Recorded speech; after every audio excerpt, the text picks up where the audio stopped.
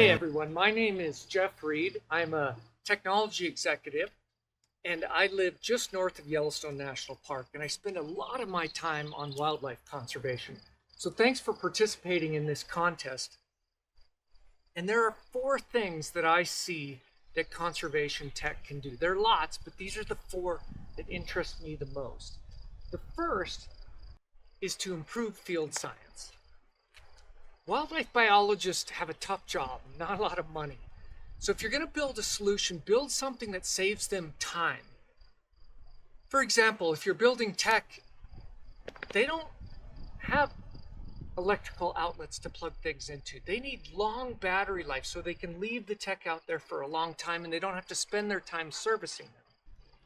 The second sort of conservation tech you can build incents private landowners.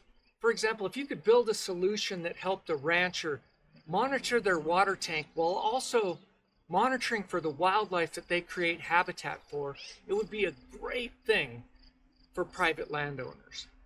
The third thing you could do is build a solution that combats wildlife crime. We're in a war to a certain extent, and AI can be used for either good or for bad. So if you're going to build a conservation tech solution with AI, think about things that you could build that would help wildlife managers combat wildlife crime. For example, could you build a gunshot detector that runs real time off a battery operated device?